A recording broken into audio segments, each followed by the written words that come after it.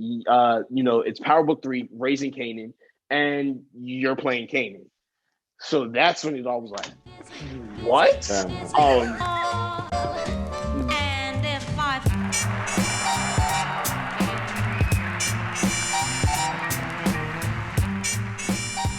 Well, great to speak to you, man. Congratulations on the show. Thank you so much. Happy to be here, man. No, people absolutely love this franchise, love this character. I mean, going back obviously to all the way to season 1, I think the Middle East, like where I'm over here in Dubai, and just Wow. It's hugely popular everywhere. So really, yeah. I mean, do you feel like, because obviously, like if you're starting off a new show, it's like, okay, we'll see if people are going to like it, but you're coming into something, you're taking on a character that like has expectations. It has a beloved, fervent fan base who are writing things online and making sure, oh, is he doing that exactly right? So like, what kind of pressure does that put on you, or do you just kind of push that out of your mind? I think it's kind of both, honestly. I think that, there definitely is that immense pressure to, carry on this legacy, standing in such big shoes of such a beloved character. Especially as a person, who loves the franchise themselves. Sure.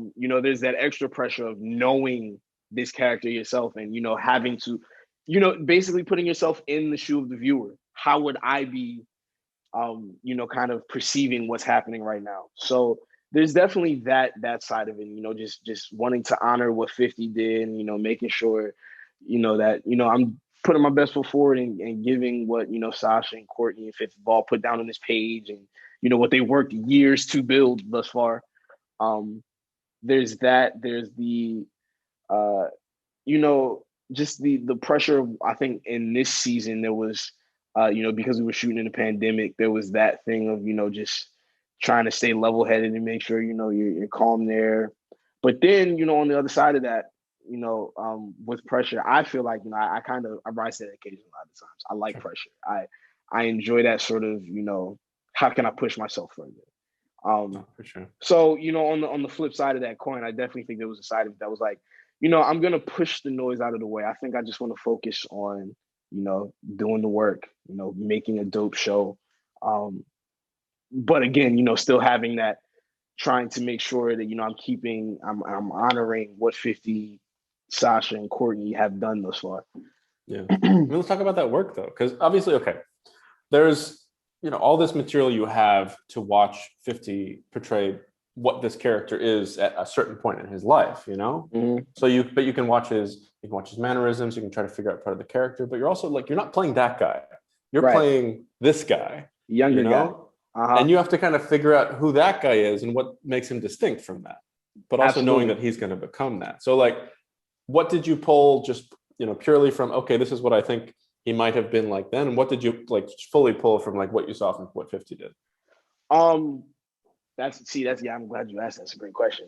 Because that was literally another part of the process. I think that's another like beautiful thing about it, and playing this character, but not having as much pressure because I'm not literally playing grown Kanan. So it doesn't have to be to the T, but there again, you want to keep the essence of what's happening.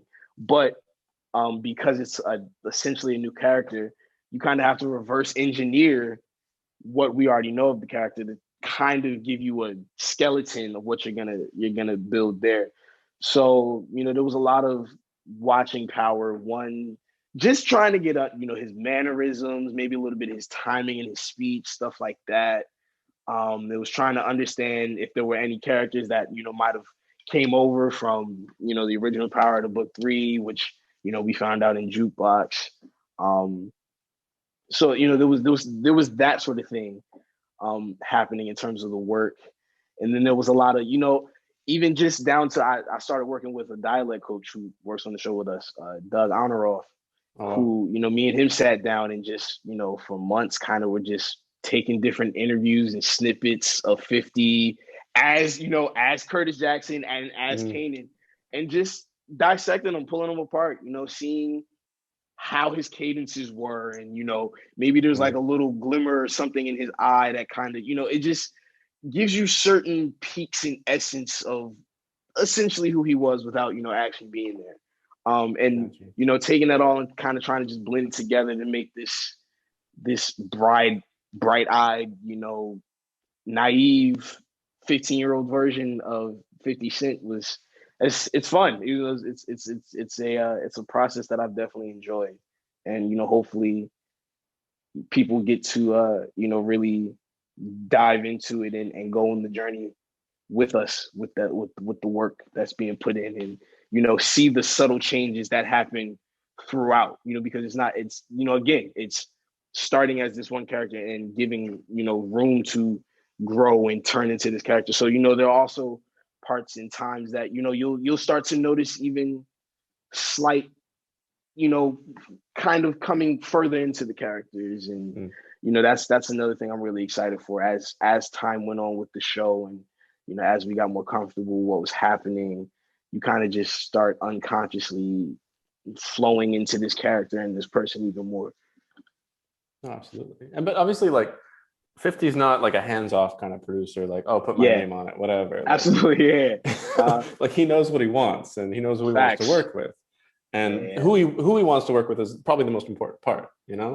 Like, he's choosing you very carefully. So what was that vetting process like with 50? Like, him getting to know you, like knowing that he's sizing you up. You know what I mean?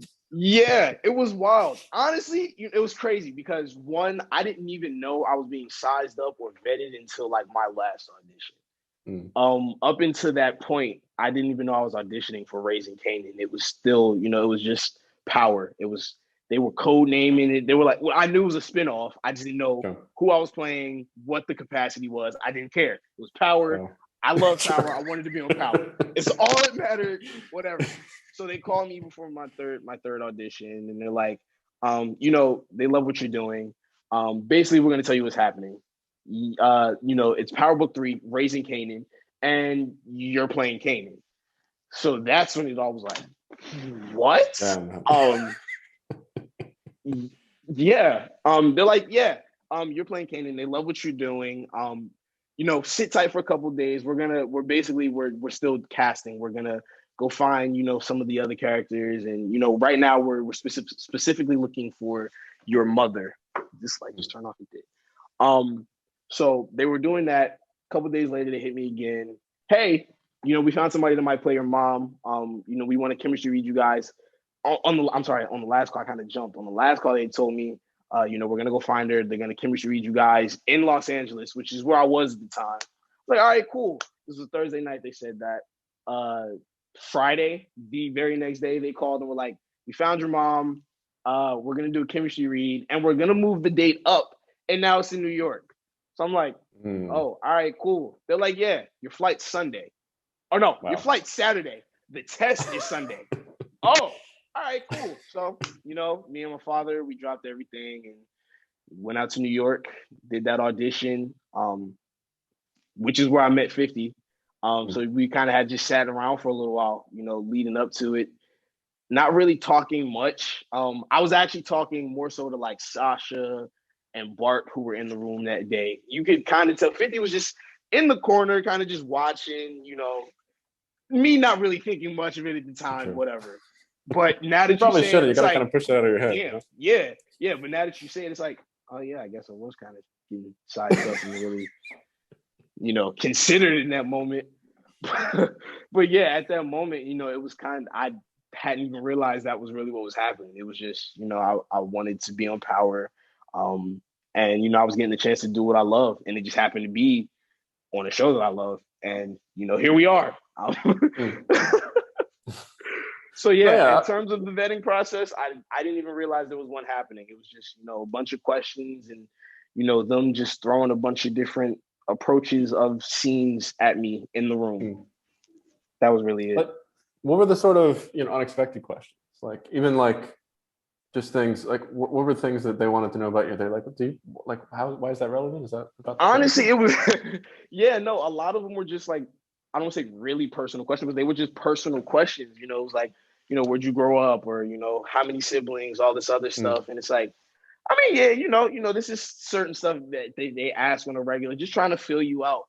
But, I guess in this sort of aspect, it kind of played out as them, just trying to feel out, just where my headspace was at the time and, how I felt about the role and, just little stuff like that. I guess it was really just everybody trying to feel each other out and, you know, get a feel of what was happening, because, you know, we're in this partnership together now, which is literally what it's been. You know, it's been a collaborative effort. You know, so even when they were asking those questions, I feel like it wasn't even just sizing me up. I think there was a genuine sort of, you know, interest in, you know, in a symbiotic way of what was happening. That sort of thing was, you know, that was the vibe. Yeah, you're building something together. Right? Yeah, literally. And I think that was kind of what that whole thing was. Well, what were the questions that you had? Yeah, no, go ahead. No, I was gonna say, you know, even down to like meeting Patina, you know, even that to meeting the entire cast, it never felt like work. It never felt like I was at an audition or anything. You know, it was just being in a room with other talented people, having discussions, and then, you know, getting into whatever work was on the table. Honestly, at the time, that's been the biggest thing thus far. So yeah, I'm done rambling about that. What was your next? No, it's good, man. It's good, but it's like I'm just curious. Like, what were the questions that you had the most? Like, what were the things that you needed other people to help you figure out? You know, like not necessarily just in the audition process, but like as you're going, like leaning on other people. Like, yeah, I mean, honestly, you know, there wasn't even it kind of happened so quick. There weren't even questions. I was honestly, the biggest question I had was, what is happening? Like, this is crazy. This is wild. And I mean, like, everything was happening so quick in terms of, you know, just because honestly, you know, throughout all of the auditioning processes and stuff that I've done throughout the years, this has been one of the smoothest and I think one of the quickest, which is, you know, that's one was very new and it's very fortunate for me. It's just something new. So it was a lot of the times you kind of just flying in the dark, just like, yo, what do you, we're here? Oh, okay, cool. But like in terms of, you know, the actual project at that point, once I found out I was playing Kanan, there weren't really too many questions. It kind of just turned into, all right, you know, what are we doing? Or what do you need me to do? You know, what's the, you know, what, how are we doing this? What's up? You know, I understand the role you guys are having me take on, not just as, you know, as Kanan or whatever, but you know, this is an entirely new space I'm stepping into. That's why, you know, I call it a collaborative effort. It's not just, you know, me going to work for somebody. You know, these are people that I talk to on the regular. I can call Sasha right now. I can call Sasha 2 a.m, as I've done on certain days, you know, with certain scenes, just like, you know, Sash, what's, you know, how are you, like, where were you when you were writing this? How did you feel? Like, what was the mind space, or, you know, what intention did you have behind this scene type thing? You know, what direction did you want this to go in? So I can do my job and, you know, start giving them choices and directions in that way, that manner that helps move this story along. So I mean, we don't have that much time, but like, obviously there's so much I want to talk to you about, but diving into, you know, the character himself, because obviously like where he is, like knowing that you're building towards a person that's a monster, literally, he's going to become a very different person than who you are. So like, what do you root the character in? Like, what do you feel like deep down the motivations of your character at any one moment, like what he wants, who he wants to be? Like, do you kind of keep it as he doesn't want to become that person, or do you kind of intentionally draw the roots that he might be going to a darker place? I think with this story, I honestly, you know, I've kind of been playing it to the side where he doesn't necessarily understand. He's kind of driven by passion right now. You know, his biggest thing is his family, especially his mother. His mother's his world. His mother is his everything. It's his rock, no pun intended. But a lot of the decisions and choices you'll see him make are strictly rooted in, you know, how he feels for his family. And, you know, him trying to figure out his role, his space. He's 15, you know, there's a lot of social anxieties and norms that he's trying to, you know, find himself in. He's basically the man in his household. You know, his father isn't around. So, you know, there's that essence of him trying to figure out who he is and, you know, his family life. There's also him trying to figure out who he is in his family life because his entire family is in this business, in this industry. And, you know, one of the biggest things that's happening is he wants to get in it strictly because he sees his family doing this. This is all he knows. This is, you know, he wants to be attached, included. He wants to help his family. But his mother on the other side, sees a bigger world for him. She doesn't necessarily want him involved. And that's where the biggest thing about it is. He kind of sees that she doesn't, he understands she doesn't want him in it. He's like, no, mom, I need to protect you. I want to be there for you. I want to be there for my family. Because my uncles are doing this, my cousins here, all of this. This is what I know. This is where I want to be. And that's the biggest thing that's happening throughout the whole thing. The whole story is this kind of just this back and forth of, this kid wanting to be there and help and, just be a part of his family. In a very, I guess, kind of confusing way. There's just so many things happening around him that kind of, I don't want to say push him in that direction, because he literally has the exact opposite happening at the same time. But, just almost a circumstance of just, being in, I don't want to say the wrong place at the wrong time, but just, being in this environment kind of almost entraps him in a way. And you kind of see that struggle throughout.